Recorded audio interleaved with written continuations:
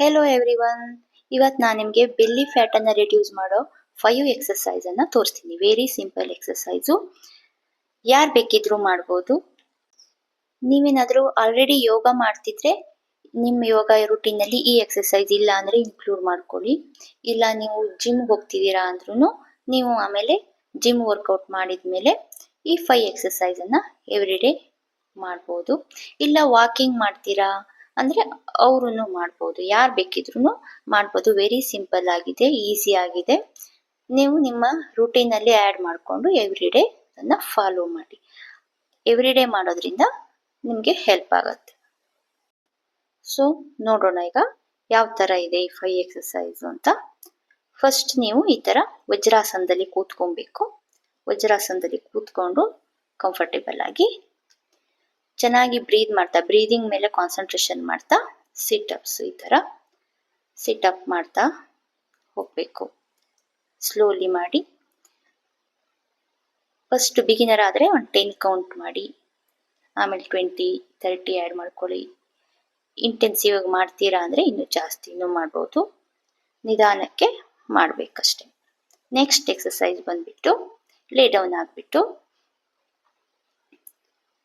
ಲೆಗ್ಗನ್ನು fold ಮಾಡಿಕೊಂಡು knees ಮತ್ತು nose touch ಆಗೋ ಥರ ಫೋಲ್ಡ್ ಮಾಡಬೇಕು. ಆಲ್ಟರ್ನೇಟಿವ್ ಲೆಗ್ಗನ್ನು ಫೋಲ್ಡ್ ಮಾಡೋದು, ಒಂದು ಲೆಗ್ಗು ಸ್ಟ್ರೆಚ್ ಮಾಡೋದು, ಇನ್ನೊಂದು ಲೆಗ್ಗು ಫೋಲ್ಡ್ ಮಾಡೋದು. ಇದನ್ನು ರಿಪೀಟ್ ಮಾಡ್ತಾ ಹೋಗಬೇಕು. ಚೆನ್ನಾಗಿ ಬ್ರೀದಿಂಗ್ ಮಾಡ್ತಾ ಮಾಡಬೇಕು. ಬ್ರೆತ್ ಹೋಲ್ಡ್ ಮಾಡಬಾರ್ದು ಎಲ್ಲೂ. ಇದನ್ನು ಅಷ್ಟೇ ನೀವು ಕೌಂಟ್ಗಳನ್ನು ಇಟ್ಕೊಂಡು ಕೌಂಟನ್ನು ಇನ್ಕ್ರೀಸ್ ಮಾಡ್ತಾ ಹೋಗಿ. ಎವ್ರಿ ಡೇ ಇನ್ಕ್ರೀಸ್ ಮಾಡ್ಕೊಳ್ಳಿ. ನೆಕ್ಸ್ಟ್ ಎಕ್ಸರ್ಸೈಸ್ ಬಂದ್ಬಿಟ್ಟು ಈ ಥರ ಮಲ್ಕೊಂಡು ಶೋಲ್ಡರ್ ಲೆವೆಲ್ಗೆ ನಿಮ್ಮ ಲೆಗ್ಗನ್ನು ವೈಡ್ ಇಟ್ಕೊಳ್ಳಿ. ಆಮೇಲೆ ಈ ಥರ ಹಿಪ್ಪನ್ನು ಮತ್ತು ಥೈಸನ್ನು ಎಷ್ಟಾಗತ್ತೋ ಅಷ್ಟು ಲಿಫ್ಟ್ ಮಾಡಬೇಕು. ಮ್ಯಾಕ್ಸಿಮಮ್ ಲಿಫ್ಟ್ ಮಾಡಿ, ಚೆನ್ನಾಗಿ ಬ್ರೀತ್ ಮಾಡಿ. ನಿಮ್ಮ ಚೆಸ್ಟು ಚಿನ್ ಕಡೆ ಬರೋ ಥರ ಲಿಫ್ಟ್ ಮಾಡಿ. ಅಪ್ ಆ್ಯಂಡ್ ಡೌನ್ ಈ ಥರ. ಇದನ್ನು ಅಷ್ಟೇ ನೀವು ನಿಮ್ಗೆ ಎಷ್ಟು ಸಾಧ್ಯ ಆಗುತ್ತೋ ಅಷ್ಟು ಕೌಂಟ್ಗಳನ್ನು ಮಾಡಿ. ನೆಕ್ಸ್ಟ್ ಎಕ್ಸರ್ಸೈಸ್ ಬಂದ್ಬಿಟ್ಟು ಈ ಥರ ಶೋಲ್ಡರ್ ಲೆವೆಲ್ಗೆ ನೀಸನ್ನು ವೈಡ್ ಇಟ್ಕೊಳ್ಳಿ. ಆಮೇಲೆ ಸ್ಲೋಲಿ ಈ ಥರ ಪುಷ್ ಅಪ್. ಬ್ರೀದಿಂಗ್ ಮೇಲೆ ಕಾನ್ಸಂಟ್ರೇಷನ್ ಮಾಡ್ತಾ ಆರಾಮಾಗಿ ಮಾಡಬೇಕು. ಎಷ್ಟು ಕೌಂಟ್ಗಳಾಗುತ್ತೋ ಅಷ್ಟು ಕೌಂಟ್ಗಳನ್ನು ನೀವು ಮಾಡಿಕೊಂಡು ಹೋಗಿ.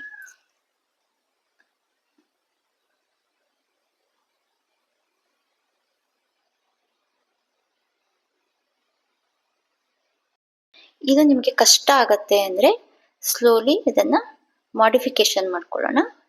ಟೋಸನ್ನು ಟಕ್ ಮಾಡಿಬಿಟ್ಟು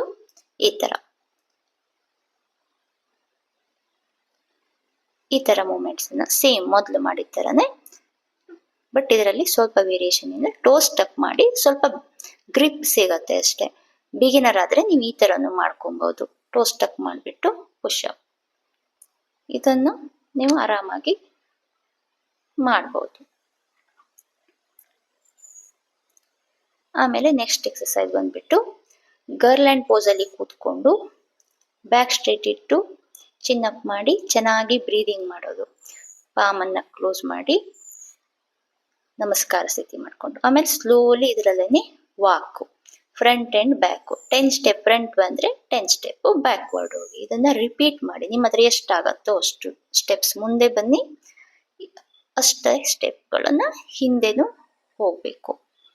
ಆಮೇಲೆ ನೆಕ್ಸ್ಟು ನಿಮ್ಮ ಟೋಸನ್ನು ಹಿಡ್ಕೊಂಡು ಬಿಗ್ ಟೋಸನ್ನು ನಿಮ್ಮ ನೀಸನ್ನು ಸ್ಟ್ರೆಚ್ ಮಾಡಬೇಕು ಈ ಥರ. ಮತ್ತು ಫ್ರಂಟ್ ಬೆಂಡಿಂಗು ಮತ್ತು ಈ ಥರ ಕೂತ್ಕೊಬೇಕು.